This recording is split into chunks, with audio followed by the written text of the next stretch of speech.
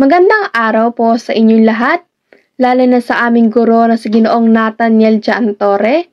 Ang pamagat ng aming panaliksik ay batay sa komunikatibong pagsasalin na maikling kwento, The Scholarship Jacket ni Martha Salinas. Kami po ay tagasalin at mananaliksik mula sa pangkat 2BSHF 4J. Ang aming grupo ay binubuo ni na Binibining Rochelle Aranco, Ginoong Denmark Bautista, Ginoong Sean Wendell Bautista, Binibining Roy Scala, Ginoong Mark Christian Quaresma, Ginoong Joshua Dagle, Binibining Abigail Tacohoy, Ginoong Stephen Isaiah Mirin, Binibining Denise Gwyneth Sanggalang, Binibining Kaisel Sarmiento, Binibining Shane Nicole Seda. Ang napili naming maikling kwento ay The Scholarship Jacket na isinulat ni Martha Salinas. Ang maikling kwento na ito ay tumatalakay sa buhay ni Martha, isang masipag na batang babae na may pangarap na makamit ang prestiyosong scholarship jacket ng kanyang paaralan. Sa kanyang paglalakbay, maharap siya sa hindi makatarungang sitwasyon at mahadlang na magdudulot ng mahalagang aral tungkol sa integridad at pagtitiyaga. Ang kwentong ito ay nagpapakita ng determinasyon ni Martha sa kabila ng diskriminasyon at kawalan ng katarungan mula sa kanyang guro na nagiging inspirasyon sa ibang mga estudyante. Pero bakit nga ba namin napiling isalin ng kwentong ito? Pinili namin ang tekstong ito dahil sa pangkaraniwang issue at hamon na kinakaharap ng mga kabataan sa kanilang edukasyon at lipunan. Ipinapakita nito ang kahalaga ng integridad at determinasyon sa pag-abot ng mga pangarap, pati na rin sa pagsusuri sa mga sistema at istruktura ng lipunan na maaaring magdulot ng hindi pagkapantay-pantay. Sa pamamagitan ng pagsasali ng kwento ni Martha, nais naming maabot ang mas maraming mangbabasa at mapalawak ang pag-unawa sa mensahe ng kwento. Ang pagsasalin ay naglalayong magbigay ng pantay at madilim na pag-abot ng kaalaman at karanasan sa mga tao sa buong mundo. Magbukas ng pintuan para sa pakikipagpalitan ng idea at pananaw sa iba't ibang kultura. Tumungo naman tayo sa abstract. Ang mga mananaliksik ay gumamit ng teorya ni John Dryden kung saan pinaniniwalaang hindi mahalagang maisalin ang teksto ng salita sa salita. Sa halip, mas mahalaga na maiparating ang mensahe at diwa ng nilalaman nito upang mas maintindihan ng mga taong gumagamit ng wikang pagsasalina nito. Kung kaya't ginamit ng mga mananaliksik ang paraan ni John Dryden na paraphrasing upang maisalin ang The Scholarship Jacket ni Martha Salinas sa wikang Pilipino nang hindi naiiba ang orihinal nitong mensahe o nang hindi nalalayo sa nais na ipalaganap na aral ng kwentong ito. Bagamat may mga salitang hindi direktang naisalin, ay sinigurado pa rin ng mga mananaliksik na maintindihan ng mga mambabasa ang orihinal nitong intensyon. Para naman sa layunin. Madaling sabi, ang layunin ng mga mananaliksik ay ang maisalin ng maikling kwento sa wikang Pilipino galing sa wikang Ingles nang hindi nalalayo sa orihinal na mensahe ng teksto habang sinisiguro na ang pagkakaiba ng kultura, lipunan at konteksto sa pagitan ng dalawang wika ay nasasalamin dito. Ginawa din ito ng mga mananaliksik upang may parating sa mas malawak na madla ng mambabasang mga Pilipino ang naisituro ng maikling kwento na The Scholarship Jacket ni Martha Salinas tulad ng kahalagahan ng determinasyon at katapatan. Batayang konseptual. Ang batayang konseptual ay naglalarawan at nagpapaliwanag ng kahalagahan ng pagsasalin bilang proseso ng paglilipat ng kahulugan at mensahe mula sa isang wika patungo sa isa pa. Ipinakikita nito na ang pagsasalin ay hindi lamang simpleng paglilipat ng mga salita, kundi isang sining na nangangailangan ng malalim na pag-unawa sa parehong wika ng pinagmulan at wika ng pagsasalinan. Binibigyan din ang kahalagahan ng kultura sa pagsasalin upang mapahayag ng wasto ang kahulugan at konteksto ng teksto sa pangunahing wika. Nabanggit din sa batayang konseptual ang mga konsepto teorya at ambag ng mga kilalang eksperto tulad ni Nida, Saberi, Newmark, Larson at iba pa patungkol sa pagsasalin. May pagtukoy rin sa mga uri ng pagsasalin tulad ng komunikatibong salin, literal na salin, na nakatuon sa pagdadala ng malinaw na mensahe para sa target na mambabasa. Pinibigyan din dito ang kahalagahan ng tamang pagsisalin sa pagpapalalim ng mga pangunawa sa iba't ibang kultura at pangyayari. Sa kabuuan, ipinapakita ng teksto ng pagsisalin ay isang mahalagang kasanayan sa komunikasyon na nagbubukas ng mga bagong oportunidad. Sa pagbuo ng pamanahong papel nito, ang teorya ni John Dryden at mga komunikatibong paraan ng pagsasalin ang pinili ng mga mananaliksik at tagasalin upang maging pangunahing gabay sa pagsasalin ng mga teksto mula sa Ingles patungo sa Filipino. May pagkakatulad itong layunin, partikular na ang paraphrase ni John Dryden. Itong teorya at pamamaraan ay may pagkilala sa kahalagahan ng mambabasa ng salin at ang kanilang kakayahang maunawaan at pahalagahan ang teksto upang tiyakin mapanatili ang orihinal na diwa at kahulugan ng teksto kahit hindi ito isalin sa salisalitang pagsisalin sa buong proseso. Ngayon, talakayin naman natin kung ano ang pagsasalin ayon kay John Dryden. Si John Dryden, isang kilalang manunulat at kritiko ng restorasyon sa Inglaterra, ay nag-ambag na malaki sa pagsasalin. Ang kanyang mga salin na ilalathala mula taong 1660 hanggang taong 1688 ay mahalagang bahagi ng kanyang gawa. Nagbigay siya ng 3 uri ng pagsasalin. Una, ang metapraise o ang literal na pagsasalin. Ikalawa, ang paraphrase o malayang pagsasalin. At ikatlo at ang panghuli, imitation o ang pagbibigay ng bagong anyo. Para kay Dryden, ang paraphrase ang pinakamainam. Dahil nalilipat nito ang diwa ng orihinal na teksto habang pinapanatili ang kahulugan. Naniniwala siyang dapat maingat na isinasagawa ang pagsasalin upang mapanatili ang kahulugan at tono ng orihinal at maipahayag ang damdamin at kaisipan ng may akda sa paraang nauunawaan ng bagong mambabasa. Sa mga akda tulad ng Essay of Dramatic Poesy, ipinakita ni Dryden ang kanyang husay sa pagsasalin sa pamamagitan ng tamang pag-aayos ng pangungusap at pagpili ng angkop na salita na nagpapadali sa pag-unawa ng mga mambabasa. Ang teorya ni Dryden sa pagsasalin ay nagbigay diin sa tamang interpretasyon at pagpapahayag ng kaisipan at damdamin sa iba't ibang wika at kultura. Sa pamamagitan ng kanyang prinsipyo, nakatulong siyang palawakin ang saklaw ng pagsasalin at maunawaan ng mga mambabasa ang mga konsepto at ideya ng orihinal na teksto. Sa kabuuan, ituturo ni Dryden ang kahalagahan ng pagiging masusi at may paggalang sa orihinal na akda habang isinaalang-alang ang bagong mambabasa sa proseso ng pagsasalin. Ngayon naman ay dumakot tayo sa mga pamamaraan na ginamit ng mananaliksik upang maisaling wika ang teksto sa pinakapayak sa formal ngunit mabisang maunawaan ng mga mambabasa. Sa pagsasagawa ng pananaliksik hinggil sa pagsasalin ng The Scholarship Jacket ni Martha Salinas mula sa Ingles patungo sa Filipino, ginamit ng mga mananaliksik ang teorya ni John Dryden. Ang teoryang ito ay nakatuon sa 3 pangunahing pamamaraan ng pagsasalin.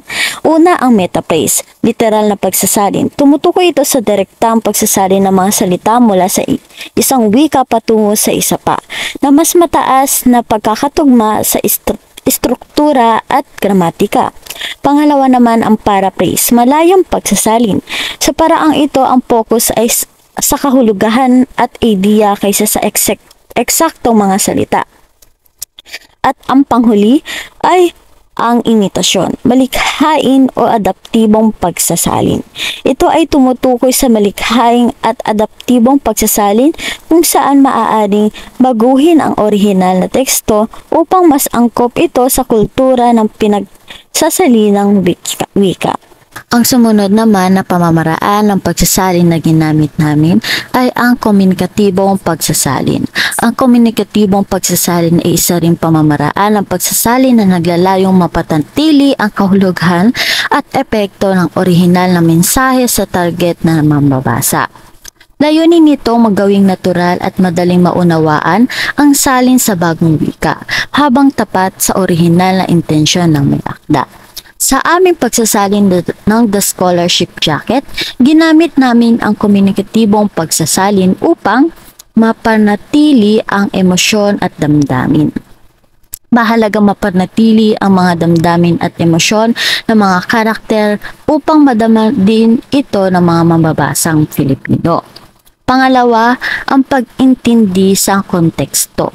Ang bawat eksena at dialogo ay sinuri upang masiguro na ang konteksto ay mananatiling malinaw at makatotohanan sa pagsasalin. Ang panghuli ay ang pag-aangkop sa kultura. Isinaalang-alang ang kultura at karanasan ng mga Filipino upang ang salin ay maging mas angkop at nauunawaan sa lokal na konteksto. Para sa pagpapatuloy ng pamamaraan, ang mga tagapagsalin ay gumamit din ng komunikatibong pagsasalin na siyang naging epektibo upang mailimbag ang imitasyon ng orihinal na likha ni Marta Salinas. Ang layunin ng komunikatibong pagsasalin ay upang maiparating ng wasto at epektibo ang mensahe ng orihinal na teksto, sa layuning makipagtalastasan o makipagkomunikasyon sa ibang wika. Ito ay hindi lamang simpleng paglilipat ng mga salita mula sa isang wika patungo sa isa pa, kundi ang pagtanggap at pag-unawa sa kulturang kaakibat ng wika. Sa pamamagitan ng komunikatibong pagsasalin, layunin na mapanatili ang layunin at diwa ng orihinal na teksto habang nag-aalaga ng angkop na pagkakaunawa sa kulturang layon ng pagsasalin. At ngayon, dumako naman tayo sa mga natuklasan ng mga mananaliksik sa teksto ni Marta Salinas na isinalin sa wikang Filipino. Sa pag-aaral sa pagsasalin ng teksto, napatunayan naming mananaliksik ang kahalagan ng masusing pagpili ng pamamaraan. Sa pamamagitan nito, na ipapahayag ng epektibo ang diwa at layunin ng orihinal na teksto. Ang pamamaraan tulad ng ipinakita ni John Dryden at komunikatibong pagsasalin ay nagpapakita ng pagiging mabisang paraan sa pagsasalin. Isa rin sa mga natuklasan namin ay ang pagkakaroon ng personal na ugnayan sa teksto kung saan nauunawaan ang damdamin at kaisipan ng mga tauhan at ng may akda. Ito ay nagbubukas ng pinto patungo sa mas malalim na pag-unawa sa mga karakter at senaryo ng teksto. Ang pagsasalin ay hindi lamang isang proseso ng pagpapalit ng wika, kundi isang paraan din upang maunawaan ang kalaliman ng kultura.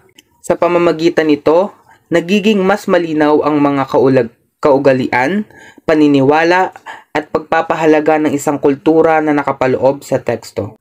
Pag-aaral din sa istruktura ng wika ay nagbibigay ng kaalaman tungkol sa gramatika, syntax at morpolohiya ng dalawang wika na nagpapakita kung paano ito magkaiba o magkatulad. At sa pag-aanalisa ng mga salitang matalinhaga tulad ng halimbawa ng Tol Gontman, kinakailangan ng pagsusuri at pag-unawa sa mga di-formal na salita o tinatawag nating slang words na nagpapalalim sa pag-unawa sa teksto sa wikang pagsasalin.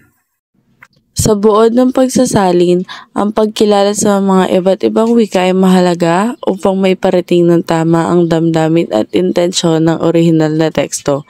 Sa pagsasalin, mahalaga rin ang pagbibigay buhay sa mga tauhan na nagbibigay ng tamang paglalarawan sa kanilang kilos at pananalita upang maging makatotohanan. Sa pagtanggap sa kultural na konteksto, tulad ng pagbibigay diin sa paggalang sa mga nakatatanda sa Pilipinas, naging epektibo ang pagpapahayag ng mensahe. Ipinapakita rin ng pagsasalin ang pagpapanatili sa estilo ng pagsulat ng orihinal na may akda upang magkaroon pa rin ito ng parehong epekto at tono sa mga mambabasa. At panghuli, ang pag-aangkop ng wikang pambata para sa mga mas madaling pangunawa ng mga mambabasa, lalo na kung ang pangunahing mambabasa ay mga kabataan. Yun lamang po. Ngayon naman ay dumako tayo sa ating konklusyon. Ang pamanahong papel na ito ay nagpapakita ng halaga at ganda ng kwentong The Scholarship Jacket ni Martha Salinas. Pinapakita nito kung paano naging mahalaga ang pagsasalin na may paggalang sa orihinal na diwa ng teksto upang mapanatili ang mensahe nito. Sa kabuuan ng pag-aaral, matagumpay na naisalin ang The Scholarship Jacket gamit ang prinsipyong komunikatibong pagsasalin. Gamit ang komunikatibong pagsasalin para sa aming pag-aaral, natagumpay naming naiparating ang mga damdamin at mensahe ng kwento sa wikang Filipino. Napatunayan na ang ganitong uri ng pagsasalin ay epektibong paraan upang maging malapit ang mga mambabasa sa teksto, na para bang sila mismo ang nakakaranas sa mga pangyayari at damdamin ng mga tauhan sa kwento. Mahalaga din ang pagsasalin ng mga emosyonal na elemento at moral na aral ng kwento. Sa aming pagsasalin, naipahayag namin ng buo at malinaw ang mga damdamin at mga aral na nais iparating ng orihinal na akda. Ang mga mambabasa ay nagkakaroon ng parehong damdamin at pag-unawa sa mga pangyayari tulad ng nasa orihinal na kwento. Gamit ang teorya ni John Dryden, lalo naming napagtanto ang bisa ng pagsasalin sa pagpapahayag ng kahulugan at malalim na mensahe ng orihinal na teksto. Ayon sa teorya, may tatlong paraan ng pagsasalin: ang metaphrase o literal na pagsasalin, ang paraphrase o malayang pagsasalin na may paggalang sa orihinal na kahulugan, at imitasyon o pagsasalin na malayo sa orihinal ngunit naglalaman ng parehong diwa. Sa aming pag-aaral, ginamit namin ang mga prinsipyong ito upang masigurado na ang bawat salita at pangungusap ay may tamang kahulugan at damdamin na nais iparating ng may akda. Bilang konklusyon, naglalayong mapanatili na eksakto ang kahulugan ng bawat salita at diwa ng teksto sa pamamagitan ng teorya ni Dryden. Mahalaga din ang pagkakaroon ng kaalaman sa kultura at pag-unawa sa dalawang wika nang sa gayon ay mas epektibong maisalin ang damdamin at mensahe sa teksto. Pinatunayan din ng mga tagasalin ang halaga ng panitikan, kausayan at integridad ng wikang Pilipino na naging daan sa tulay ng diwa ng teksto patungo sa mga mambabasa. Naging hamon rin ang di-formal na salita o slang sa pagsasalin. Ngunit nalagpasan ng mga tagasalin nito at naisalin ang kabuang mensahe at damdamin ng orihinal na akda, na nagpapatunay ang isang pagsasalin ay isang maingat at malikhaing proseso. Ngayon ay dumako tayo sa mga rekomendasyon ng mananaliksik para sa susunod na mga tagapagsalin. Una, hindi lamang simpleng paglilipat ng mga salita mula sa isang wika patungo sa isa pang pagsasalin, dahil ang paggamit ng iba't ibang teoryang pampanitikan ay makakatulong upang higit pang mapalalim nila ang pag-unawa sa mga tema at karakter ng kwento. Sa pamamagitan ng mas malawak na pag-aaral, mas maipapakita dapat ng mga mananaliksik ang mga masalimuot na aspeto ng orihinal na teksto. Gayon din ang konteksto ng panahon at kultura kung saan isinulat ang kwento ay napakahalaga upang maunawaan ang mga implikasyon ng mga pangyayari sa loob ng kwento.